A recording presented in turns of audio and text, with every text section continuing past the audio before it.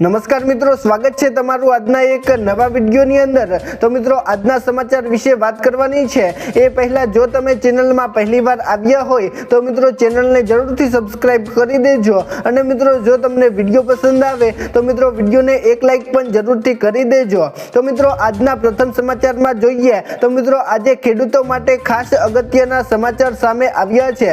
મિત્રો ગુજરાતમાં ચાલુ વર્ષે થયેલા માવઠાને લીધે 42 લાખ હેક્ટરમાં ખેતી ને મોટું નુકસાન થયું હતું અને મિત્રો જેના વળતર રૂપે રાજ્ય સરકારે 10,000 રૂપિયાનું કૃષિ પેકેજ જાહેર કર્યું હતું। જો કે મિત્રો અત્યાર સુધીમાં 30 લાખ અરજીઓમાંથી માત્ર 3.39 લાખ ખેડૂતોને જ સહાય મળી શકી છે અને મિત્રો ખેડૂત સંગઠનોનો આરોપ છે કે સરકાર દ્વારા અત્યાર સુધી 1,098 કરોડ રૂપિયા જ ચૂકવાયા છે અને મિત્રો જાહેર કરાયેલા પેકેજનો આ એક નજીવો હિસ્સો છે તેવું કહેવામાં આવી રહ્યું છે। મિત્રો ત્યાર પછીના સમાચાર જોઈએ તો મિત્રો 2026 ની અંદર ખેડૂતોનું દેવું માફ થશે। મિત્રો સરકાર ઘણા સમયથી દેવા માફીની વાતો કરતી આવે છે પરંતુ મિત્રો ખેડૂતોના દેવા માફીને લઈને આજે એક અગત્યના સમાચાર સામે આવ્યા છે। મિત્રો મોદી સરકાર જ્યારે 2004ના વર્ષમાં સત્તા પર આવ્યા હતા ત્યારે મિત્રો તેમને કીધું હતું કે 2023 સુધીમાં ખેડૂતોની આવક બમણી કરી દેવામાં આવશે અને મિત્રો દેવામાં ડૂબેલા ખેડૂતોના દેવા પણ સંપૂર્ણ માફ કરવામાં આવશે પરંતુ મિત્રો મોદી સરકારે આ વચન આપ્યું હતું તેમ કહેવાય છે અને મિત્રો મોદી સરકારનું વચન તો ખૂબ જ અનેરું હોય છે અને મિત્રો મોદી સરકાર વચન આપે તે વચન મિત્રો ક્યારેય ખોટું જતું નથી પરંતુ મિત્રો આ વચનનું હજી સુધી લક્ષ્ય પૂરું થયું નથી અને મિત્રો 2023 સુધીમાં ખેડૂતોની આવક બમણી કરી દેવાનું તેમને વચન આપ્યું હતું પરંતુ મિત્રો આ વચન પણ હજી સુધી પૂરું થયું નથી। મિત્રો અત્યારના સમયમાં ખેડૂતોની આવક બમણી થઈ નથી અને મિત્રો પછીનો વિચાર છે પરંતુ મિત્રો ખેડૂતના માથે અત્યારે લાખો રૂપિયાનું દેવું થઈ ગયું છે અને મિત્રો ગુજરાતના લાખો ખેડૂતો દેવાદાર બન્યા છે જ્યારે મિત્રો આ વર્ષે પણ ગુજરાતની અંદર મોદીની સરકાર બની છે તો મિત્રો શું આ વખતે ખેડૂતોના 100% દેવા માફ થશે? મિત્રો તમને શું લાગે છે નીચે કોમેન્ટ કરીને જરૂરથી જણાવજો।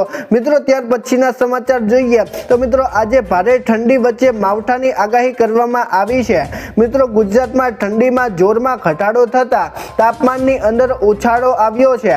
મિત્રો રાજ્યમાં નલિયાની અંદર 10.4 ડિગ્રી તાપમાન રહ્યું છે અને મિત્રો તે સાથે સૌથી ઠંડુ શહેર બન્યું છે જ્યારે મિત્રો અન્ય શહેરોમાં તાપમાન 14 થી લઈને 18 ડિગ્રીની વચ્ચે નોંધાયું છે અને મિત્રો આજે અમદાવાદમાં 16.8 અને ગાંધીનગરમાં 16 અને સુરતમાં સૌથી વધુ 17.8 ડિગ્રી તાપમાન રહ્યું હતું તેમજ મિત્રો રાજકોટમાં 14.8 ડિગ્રી, જામનગરમાં 14.2 ડિગ્રી તાપમાન નોંધાયું છે અને મિત્રો અત્યારે અમુક જિલ્લાઓની અંદર ઠંડીમાંથી રાહત મળી છે અને મિત્રો આજે કચ્છ, બનાસકાંઠા અને પાટણ જિલ્લામાં યલો એલર્ટ સાથે કમોસમી વરસાદની સંભાવના છે અને મિત્રો હવામાન વિભાગના ડાયરેક્ટર ડોક્ટર એ દાસે જણાવ્યું છે કે વેસ્ટર્ન ડિસ્ટર્બન્સ સક્રિય થવાને કારણે અત્યારે ગુજરાતના વિસ્તારોની અંદર વીજળી અને ગજવીજ સાથે વરસાદ પડી શકે છે અને મિત્રો માછીમારોને આગામી 2 દિવસમાં દરિયો ન ખેડવાની પણ સૂચના આપી દેવામાં આવી છે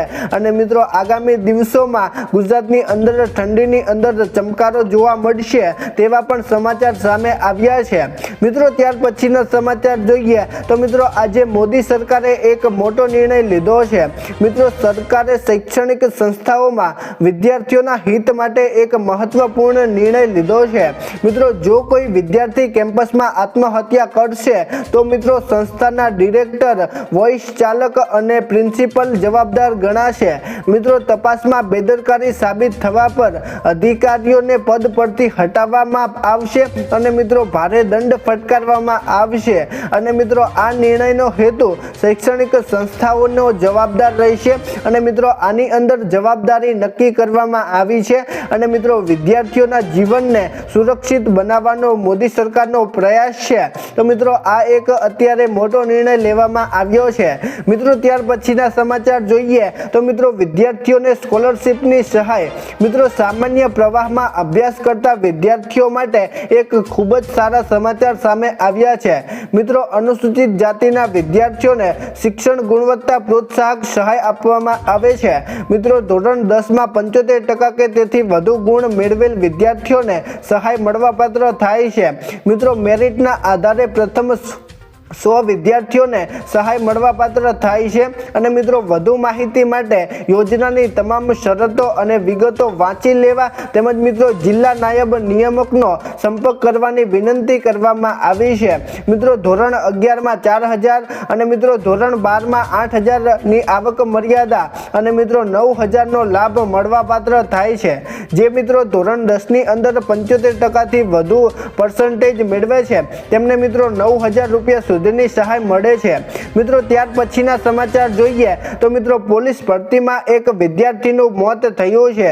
મિત્રો ભરૂચ પોલીસ હેડક્વાર્ટર ખાતે ચાલી રહેલી પોલીસ ભરતીની શારીરિક કસોટી દરમિયાન એક દુઃખદ ઘટના બની છે। મિત્રો મૂળ કચ્છના વતની 25 વર્ષીય રવિન્દ્ર જાડેજા નામના યુવકનું દોડ પૂર્ણ કર્યા બાદ મોત નીપજ્યું છે।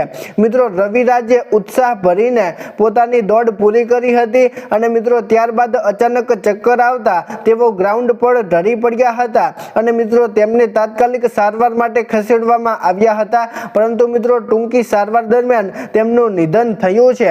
તો મિત્રો આની અંદર એક મોટી દુઃખદ ઘટના બની છે તેવું અત્યારે કહેવામાં આવી રહ્યું છે।